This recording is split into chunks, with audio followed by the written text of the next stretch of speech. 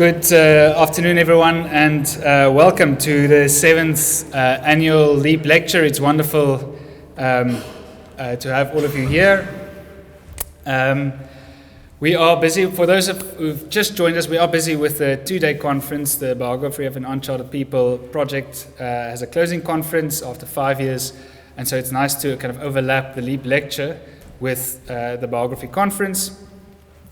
Some of you might have also had a surprise when you walked in that the LEAP lecture keynote speaker is different to the one that was advertised a couple of weeks ago, and that is because Grant Parker informed me on Friday that he had COVID and couldn't fly from Stanford. So we're very fortunate, and I'll say something about that later, to have Anne McCants here to deliver the 7th LEAP lecture.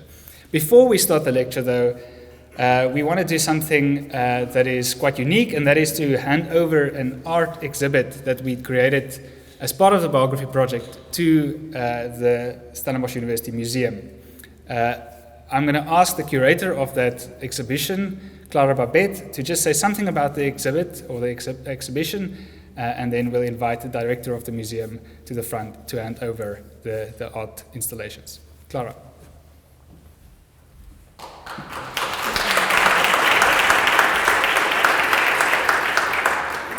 Cool, so I'm just going to speak a little bit about the collection, which consists of work created by 13 South African artists, majority of whom are associated with the university in some way, either as current or alumni lecturers or students, which I think is quite special. As the curator of the exhibition, one of the tasks was pairing each research topic with an artist who could visually enhance or interpret the research. I approached artists whose practice and as such thematic and conceptual concerns resonated with the research being conducted by the economics and history students, some of whom I see are sitting in the crowd, which is really fantastic.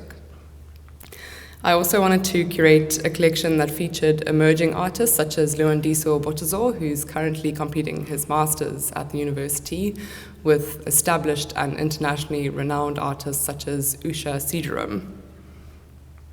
The artworks range from a glass sculptural work by Stephanie Edith Conradi, who has an incredible solo exhibition on at the moment in Cape Town at What If the World, and I would really urge you to go and see that, to quilted work by Colleen Stradom, and artworks by Catherine Smith, who's in the audience I saw, who created these works with Pearl Mamatuma, who is a PhD candidate under Catherine.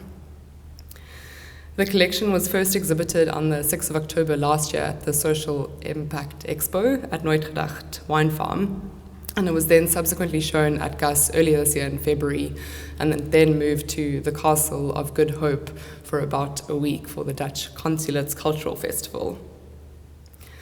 All of this would not have been possible without the funding provided by NASPAR, so thank you so much, Professor Jafta, for the role that you played in breathing a different form of life into the research being conducted by these students. There's so much value in disseminating and translating research into visual forms that convey such important topics to the larger public in a manner that is more approachable and accessible, as well as the collaboration that stems from research such as this. So hopefully this can carry on into the future.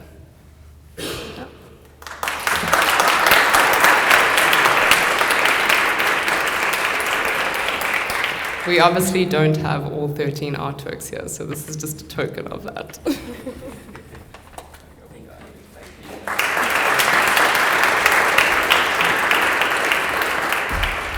Thank you very much, Professor Fourie and the curator for this donation. I think it goes a long way in terms of addressing the imbalances in our collections. While there is a lot, I know you have a long day, I'm not going to be very long, I'm going to be very short. While there is a lot written on slavery, I think when it comes to public commemorations, there is not a lot that is in the public domain in the form of works like this. I think we have very few institutions like Vergelegen, where you have an exhibition of slavery, the Slave Lodge, and I think the Stellenbosch Museum next door now is having an exhibition on slavery. So I think what you've given us is very important in terms of transforming our collection and the way we depict the heritage of the area. I promise you we will try and exhibit it as much as we can. So thank you very much.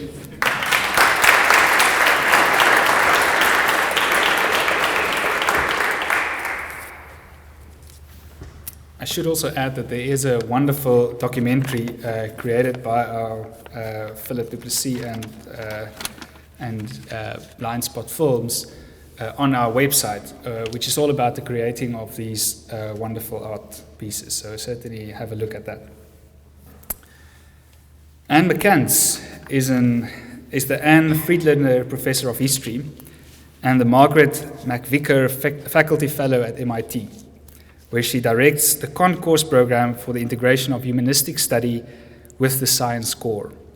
She currently serves as the president of the International Economic History Association, although that's now the ex-president, but still on the board, and as a co-editor of Social Science History and the Journal of Interdisciplinary History. Anne began her academic career at Mount Holyoke College in 1984. So it's wonderful to also have Johannes Norling in the audience, who at the moment teaches at Mount Holyoke College. And I don't know if Anne knows this, but the Huguenot College in Wellington, just across, not across the street, but down the road, I guess, was founded by missionaries from Mount Holyoke College. Okay. After that, she completed a MA at UCLA and then a PhD in 1991 at Berkeley. Her research and teaching interests lie in the economic and social history of the Middle Ages and early modern Europe, as well as the application of social science research methods across the disciplines. She is the author of Civic Charity in a Golden Age, Orphan Care in Early Modern Amsterdam, 1997, co-editor of the 3-volume Railroads in Historical Context, Construction, Costs and Consequences, and author of numerous articles that range across her research interests in historical demography, material culture, early modern trade and consumption, the provision of charity, and the relationship between economic growth and the standard of living. This work has appeared in many venues, and to name just a few: Economic History Review, Explorations in Economic History, Family History, Historical Methods, and the Journal of Economic History. Anne's research projects span multiple centuries of European economic development, but are all grounded in a common concern to better understand the standard of living in the past and those features of economic and social life that contribute to human welfare. And I want to add here that these are exactly the types of things that we are interested in also at LEAP, and that we would want to study in a South African and African context.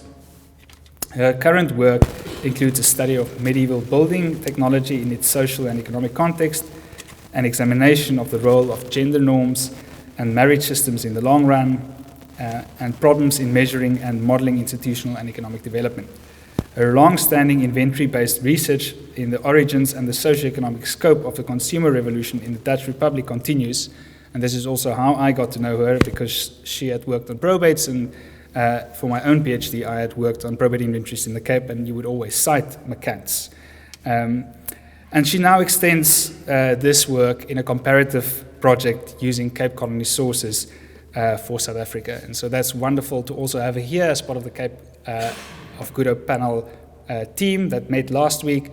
And that is when someone do cancel a talk, it is a lovely opportunity to have someone like Anne present in Stellenbosch to then give the LEAP lecture. So Anne, thank you very much for being willing to do this.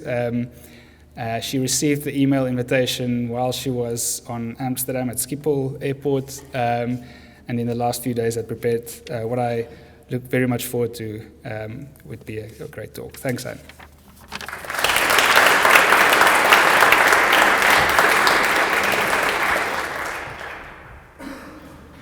Thank you for the incredibly kind words. So I feel the burden of not being who you expected. So I'll just try to be myself, I guess. And and hope that that's sufficient. So the topic that I was going to speak on in a presumably fairly mundane way in the conference was what makes for good social science history. And Johan, in his graciousness, didn't expect me to come up with a different talk. So here you have this talk, and some of you may be thinking, this sounds methodological and, not a concern that I carry around with me in my daily life. And so I wanted to say a few things about first how contentious the very notion of social science history can be. And I want to give you an example. I'm currently employed at a university, well, technically an institute, that has a School of Humanities, Arts, and Social Sciences. And some number of years ago, there was a project to restructure the undergraduate curriculum so that the requirements in our school would be clearly arts, humanities, or social sciences. And so every course, every individual subject had to be identified as one of those three things. And my department, history, was determined that we would be a unified force for the humanities. And so I was informed that all of my economic history classes were going to be humanities in the catalog. And anyway, a row ensued, as you can imagine, and I am the only historian who teaches history subjects labeled as social sciences. A thorn in the side of a few of my colleagues. But I raised this at the beginning because I actually do want to say something about what social science is and why it was so important to me. Even though I love the humanities and I like to think of myself as a humane person, well-versed in the techniques and skills of the humanities, but why was it so important to me that the classes I teach could somehow keep that label? So let me start first with my very dear friend, the Oxford English Dictionary. Social science, according to them, I think it's a committee kind of a thing, tells us right at the outset that the study of human society and social relationships, that's what social science is, and then there are these various subjects underneath it, economics, politics, sociology, etc. History is not there. It might be hidden in the etc., but I don't think it is actually for the OED. Science, a much more problematic word in English, because it has become so closely associated with the natural and physical sciences. But the definition that I carry around in my head is that it is knowledge or understanding acquired by study, that it is a process of discovery.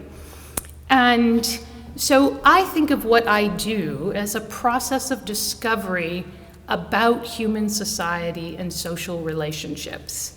And that this enterprise is not one of artifact making, which is actually a lot of what happens at MIT, where I live.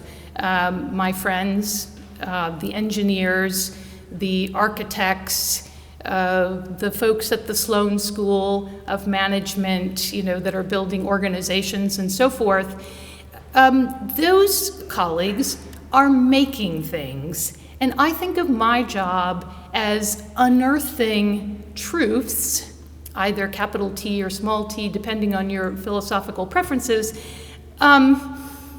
truths about whatever this object of study, which for me is going to be a pursuit of understanding of human society and social relationships. So perhaps a slightly tedious introduction to why we really should care about social science history, and then maybe just as a presumption, if we're going to do this thing, we should do it well.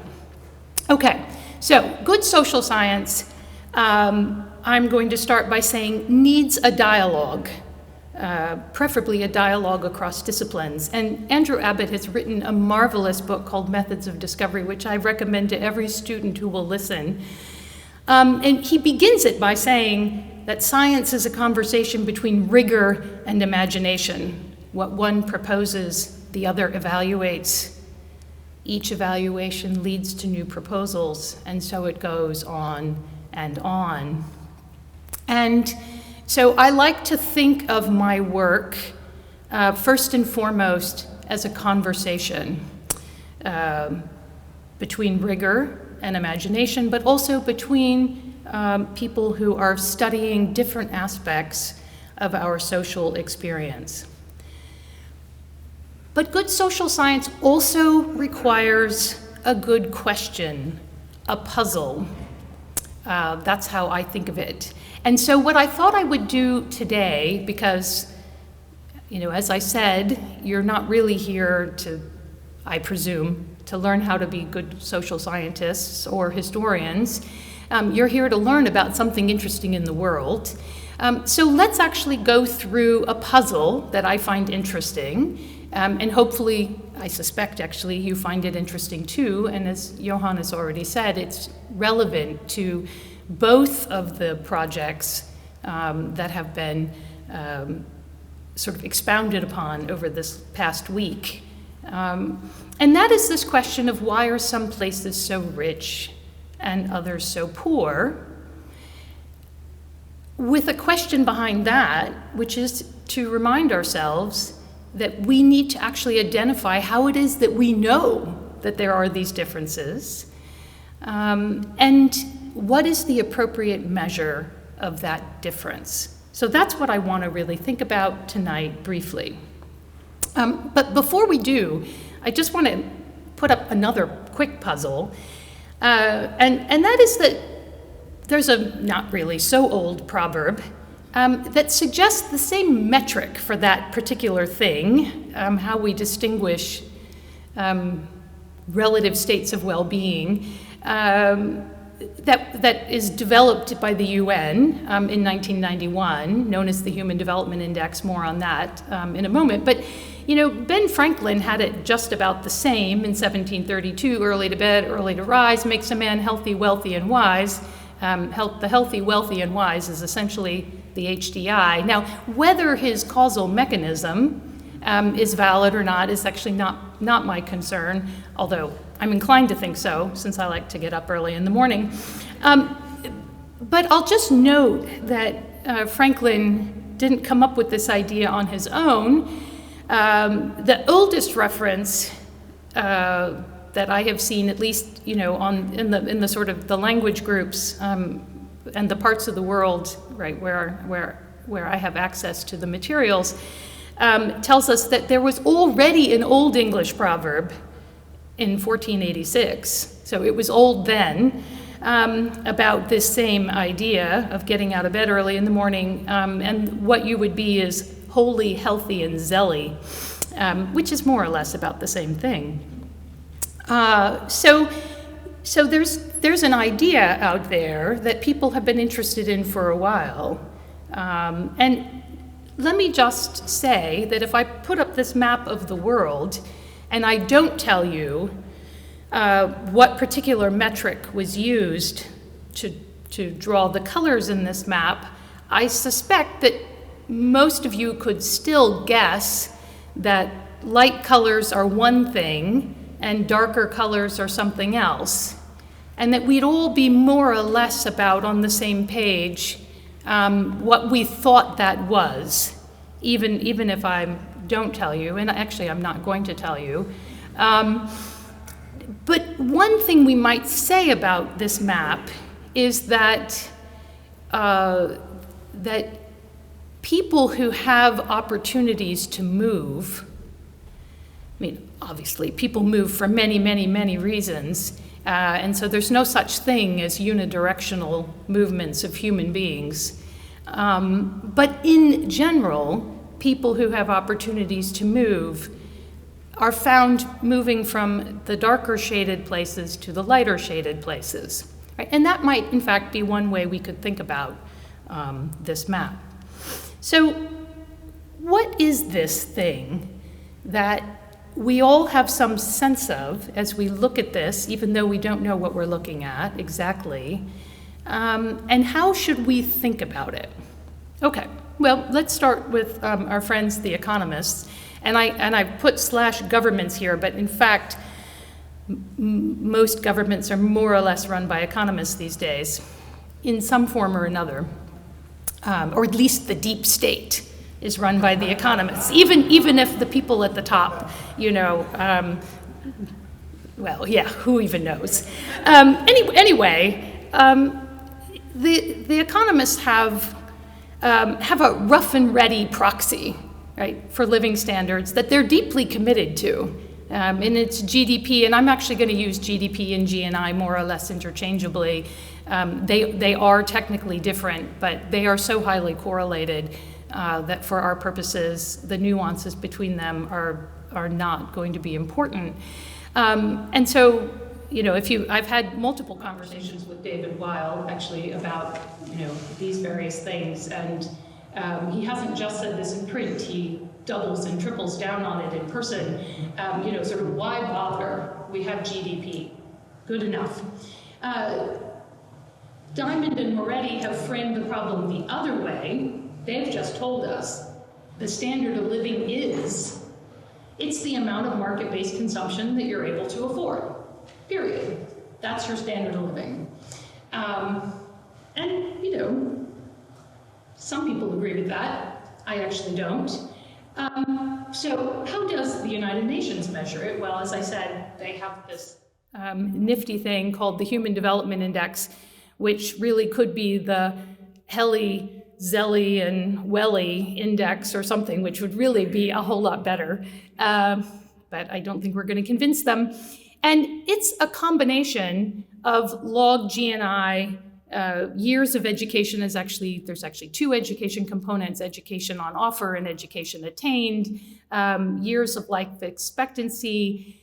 And these are all highly correlated with each other. And if I was really fancy, like my co-author who actually made this fantastic 3D figure, he can actually play a video and make it rotate.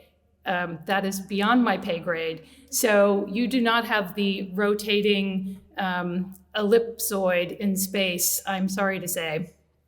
But what it tells you is that these three factors are highly correlated with each other. The shape that results from plotting them in 3D space gives you that information. Now, there's some economic historians in the audience, one of whom, our friend Auke, is even one of the co-authors of the How Was Life project. And this is a very short distillation of a truly amazing achievement in 2 volumes now that has attempted, and I think quite successfully, to take the limitations, not just of the GDP crowd, but of the UN HDI crowd, and say, there's really a whole lot more to life than education, health, and log GNI. And so in the most recent instantiation of this in 2021, they added, working hours and biodiversity development, social transfers. You can see the list here. They added all of that to the things that they had there in 2014. Real wages, of course, things that the UN is doing too: educational attainment, life expectancy, height, personal security, a measure of political institutions, environmental quality, gender inequality. There's actually a long list of inequalities. And it's truly an impressive project.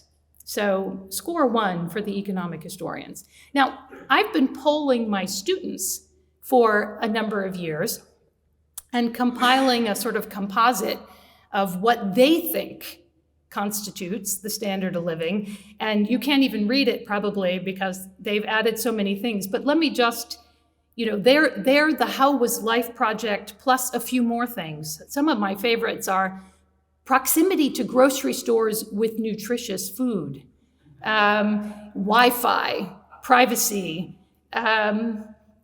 Happily, for MIT students, number of social connections.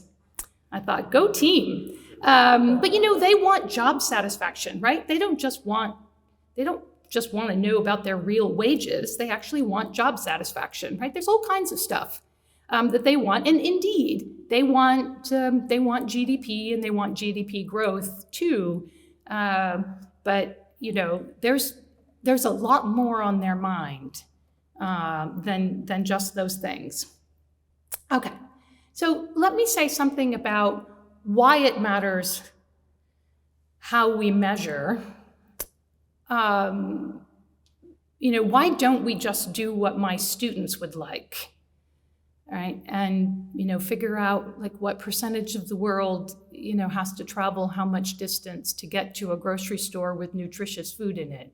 And then, of course, we'd all have to argue about what nutritious food is. We don't do that. We don't do all the things that my students want. In fact, we, for the most part, don't even do all the things that the economic historians want, right? The How Was Life folks. I'm not quite sure where Alka. Oh, there. I've found you, Alka. We don't do it for every country because we don't have the data. We don't do it for every year because it's so time intensive. So we want measures that can be assessed relatively easily if we're going to do this in a serious data collection, regular, ongoing kind of a way. But we don't want to do it at the expense of being wrong, right? So another sort of guiding principle is that we need measures that account for the multiplicity of our lives, but also permit straightforward analysis, right? So, how am I going to balance out my job satisfaction, my proximity to the grocery store, and my number of family connections, right? It is unclear, even to me who's thought about this a lot, right? What the appropriate composite measure of just even those three things might be. So this is the problem we face, and I want to actually go. I want to go to our friends, the economic, or I should say, the historical economists, and a good historical economist of choice. A good place to begin is always Adam Smith, who framed for himself this very question. If you're going to talk about the wealth of nations, you actually have to have some understanding of what you think it is. And he spends a lot of time telling us, in that 18th century context, what wealth is not, right? It is an erroneous opinion that it is gold and silver, which, of course, was a standard opinion in his day. Instead, he says, it is the annual produce of the land and labor of a society, or the production and exchange of useful things, a loaded term.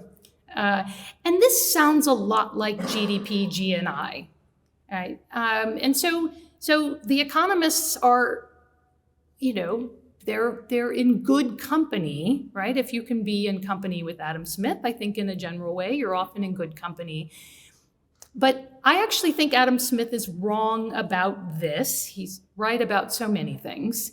And I've even thought a little bit about why he might be wrong about this. And I have at least one side hypothesis here, which I'll expend 30 seconds on, which is that in the 18th century, the plethora of produce, of land and labor that he was beginning to see around him in the happy, blessed Isles of the UK, and the production and exchange of things was so impressive that it blinded him a little bit to thinking, wow, this is really it. And so he can be forgiven, I think, for stopping there. Now, I'm going to jump just a few centuries and a whole lot of history of economic thought in between, which would be fascinating, but I guarantee would we would lose half of you, maybe 3/4 of you. I'm going to jump to Amartya Sen and his functionings and capabilities approach, which is roughly the one that lies behind the UN enterprise. And he has this very helpful definition. I'm sure this is going to help you all out a lot. A functioning is an achievement, whereas a capability is the ability to achieve. So let me shorthand that for us. One is actual living conditions. How much do I eat? How tall do I get? How much medical care do I have access to? And the other is related to the freedom. I was going to write the freedom to do something, and then I changed my mind. Let's just say it's related to freedom in general. That is, I may have access to healthcare and decide, that's not my thing. I'm not going to take it. And so I might not utilize that healthcare. And Amartya Sen says that both of these things, sort of having the option to do something, even if I don't do it, is part of my standard of living. And then the actual amount of healthcare that I consume is also part of my standard of living. And what he has to say about GDP in particular as a proxy for that is quite damning. He asks this question: why must we reject being vaguely right for being precisely wrong? Okay, so that's a question then. Is GDP, GNI, is it in fact precisely wrong? And I think he's right. It is precisely wrong. And there are many ways that we could think about this, but I'm going to just show you two quickly. It is not commensurate with educational attainment. So if we take Socrates seriously, who said that the unexamined life is not worth living, then education has to be in our standard of living, right? And it's possible that Socrates wasn't right about everything either, but anyway, he's in good company on that one. And what you see on, I'm not sure which side it is. Is it just the same as for me on the left? What you see on the left is GDP itself in a simple correlation plot with educational attainment. And you see that this is not a linear relationship. If you log I think this is actually GNI, if you log the GNI and you run that same plot again as it is on the left, you see that it is, it's a noisy relationship, but it's clearly a linear one, right? And if we do the same thing with life expectancy, we get the same result, and that is to say that there is a relationship between GNI and the other two components that have gone into the Human Development Index, but the relationship is one of actual years of education and actual years of life expectancy, but log of income. And this is a point of a lot of contention among economists. They do not like this. Not all of them dislike it, but a great many of them, and vocally so, because it strikes them as arbitrary. And I'll take just another 30 seconds aside to hopefully persuade you that it's not actually arbitrary. If you have $10 and I give you one more, you notice it. If you have $100 and I give you one more, it's interesting. It's not life-changing. If you have $1,000 and I give you one more, you don't notice at all, I think. Is that right? That's about right. If you are 10 years old and I promise you one more year of healthy life, you will spend it doing things. If you are 100 years old and I promise you one more year of healthy life, you will spend it doing things. Now, probably not the same things that the 10-year-old is going to do with their one additional year, but that additional year has real meaning in and of itself, right? And so the fact that the HDI, even if this formulation was arrived upon, arbitrarily, it's a happy accident, right? Because there is something commensurate between the log of the income and the actual years that we live, hopefully healthfully, and the actual years of education that we can attain. So now let me just connect HDI, because that's going to be my sort of happy medium for the moment. Less complicated than how was life, certainly less complicated than my students' metric, but much more useful, I think, than the Economist standard measure. I want to connect it now to history, and then I promise I'll wrap up. So a colleague of ours, Leandro Prados de la Escosura, has been engaged, I think, for 20, 30 years in an incredible project to say, the UN began developing this measure and collecting it annually in 1991. What would the world look like if we could reconstruct the HDI equivalents? So not just the Angus Madison project to writ large to come up with better and older and wider GDP estimates, but what would it look like if we had historical HDI estimates? And he has very graciously shared his data with my colleague and I. And what you see on the left is his data reproduced, but in color bands based on the quintile that a country is in 2015. So if you were rich in 2015, you're blue. If you're among the poorest in 2015, you're green. And then you can sort of read the colors in between.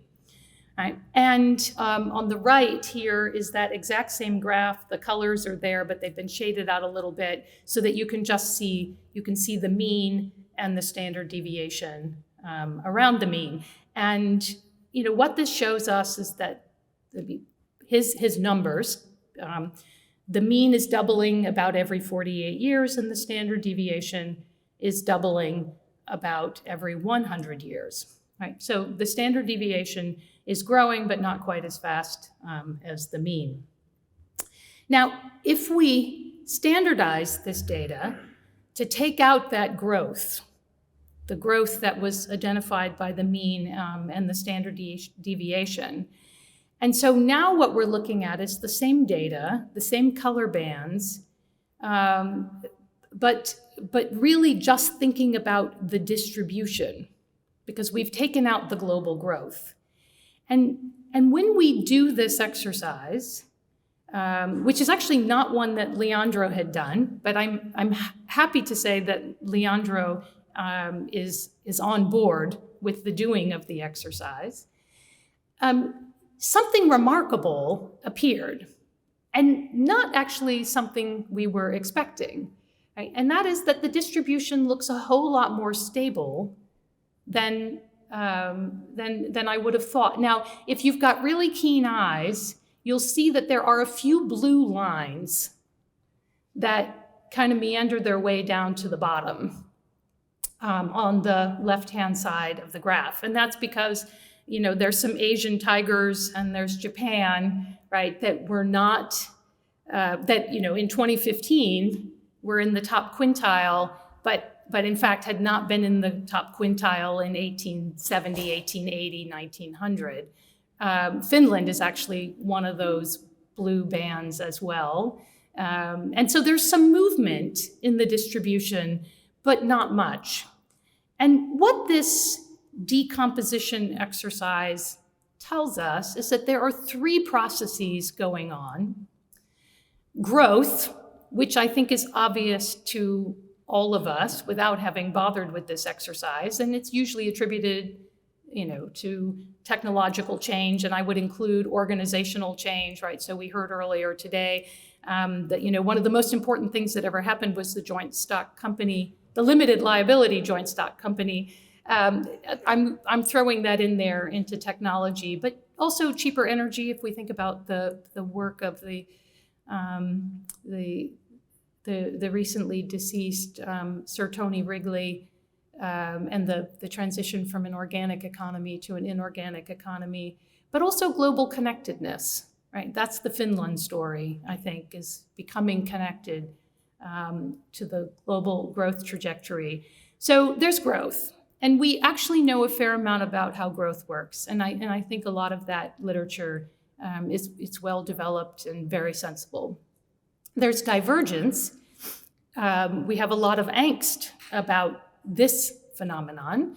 And it suggests that highly developed states are somehow better able to acquire and deploy the fruits of the global growth process that are in principle available to anyone. If you have an internet connection, you too can make a nuclear warhead in your basement. So they tell us. But nonetheless, right, even if it's all sort of available there to be taken in, it turns out, if you don't have the infrastructure in place, right, that you can't just transport things from one place to another. And then there's this third process that I think has been not noticed and was certainly a surprise to me, and that's this distribution one that generates unique outcomes for each state that are largely stable over long periods of time, with some notable exceptions, and I've already told you a couple of them. So with that, we could then talk for many, many hours about what's behind those three processes, especially that last one. But let me go back to this question of why it matters how we measure our standard of living. As I've already indicated, right, HDI is not as comprehensive as How Was Life, or indeed my students, but it is easily assessed. We've been doing it now for 30-something years, and it's much less wrong than GDP or GNI, and if we add a governance metric, it gets even better. So at least at a minimum, it seems to me, we should start reporting that in the newspaper headlines rather than GDP. We need the GNI, right, so that we can log it and throw it in, but we shouldn't stop there. The decomposition of this metric reveals multiple and very different dynamic processes, all of which contribute to development, which I would say is a truer measure of the standard of living, certainly than just our wealth. And I've emphasized that they are very different because it means we actually have to think about them individually. They're not unrelated to each other, but we need to understand them theoretically as separate processes. And then the last thing I'll say, and this matters, I think, a great deal to the two projects that have been highlighted here in the last week, that finding the persistent sources and sinks, that is the positive sources and the negative sinks of development, those processes of discovery matter the most to the poorest nations, right? And so we need to be thinking about what those sources and sinks are, and we can't do that if we haven't measured the phenomenon as well as we can, right? And so back then to, what is good social science and good social science history? And I just want to say that I think it's like tending a garden. First, you have to observe very closely the realities of your plot. You can't imagine what's out there. You actually have to know what's out there. You have to follow it over time. You have to ask, what are the dynamic processes that made this come to be the way it is? That's how physicists solve problems. They see something and they say, how did this get to be this way? And that's the source of, all the really great cosmological discoveries that we both enjoy aesthetically and benefit from scientifically. You need to take seriously finding the right metrics for what you want to assess or need to assess. They have to be workable. That is to say, they can't be perfect, but they have to be true enough to be useful. And you have to discern Where's the line between workable and true enough? You need to tease apart any multiple processes that might be at work so that you can address them realistically, right? Don't be fooled by the big picture. Take in the big picture, but then take it apart. Talk to people with different expertise than yours. You'll get new ideas, you'll get insights, you'll come up with new plants, you'll have new ideas about, how to get more earthworms into your soil. And then finally, to be patient and open to surprise.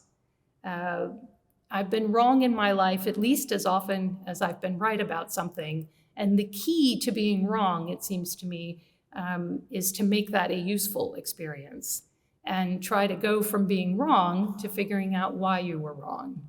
And that is certainly the case with tending a garden. So I will stop there and thank you very much.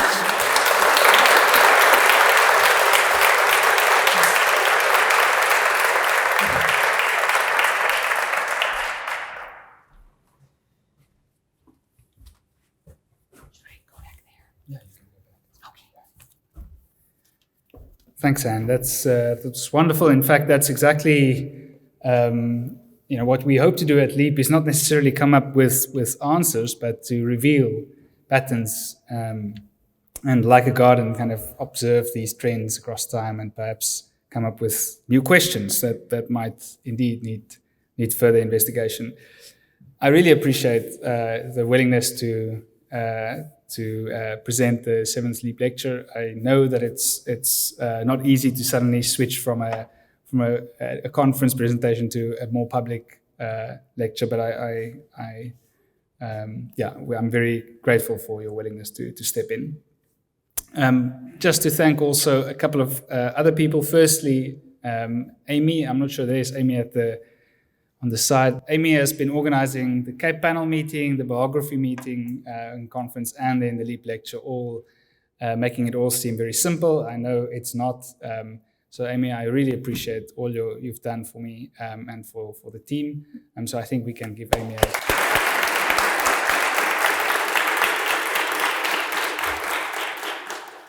then just to say something about LEAP, perhaps. So LEAP is the Laboratory for the Economics of Africa's Past. That's the research cluster that many of us are linked to, based in the Department of Economics here at Stellenbosch. And so that's wonderful to have the kind of infrastructure and the support of the department. And also then the history department that's been supporting our biography project, with Anton being central to that. My colleagues also in economics, it's great to have so many supportive colleagues, Kel and Dieter, and then also the rest of the staff. And then I want to also thank the funders. Those many of them can't be here, but we rely on support from our funders, both locally and internationally. And many of the students here all the students here, I think, are here because of the support of our partners, both the institutions and the personal donors of LEAP. So I really appreciate that. And finally, LEAP wouldn't exist without the students. And so it's wonderful to see your excitement in working on economic, social, history, some more towards the economics, others towards the history, but also interdisciplinary fusions with sociology, political science, and statistics, and increasingly also other fields. So thank you very much for that. From me, it's wonderful to be part of a team like this. I appreciate my international visitors who's here, who flew very far to participate in our meetings. I know that's not easy. Many of you have families as well, and they also giving up a lot for you to be here. So thank you. I hope you enjoy your time in Stellenbosch, and let's have some wine and some snacks. Thank you.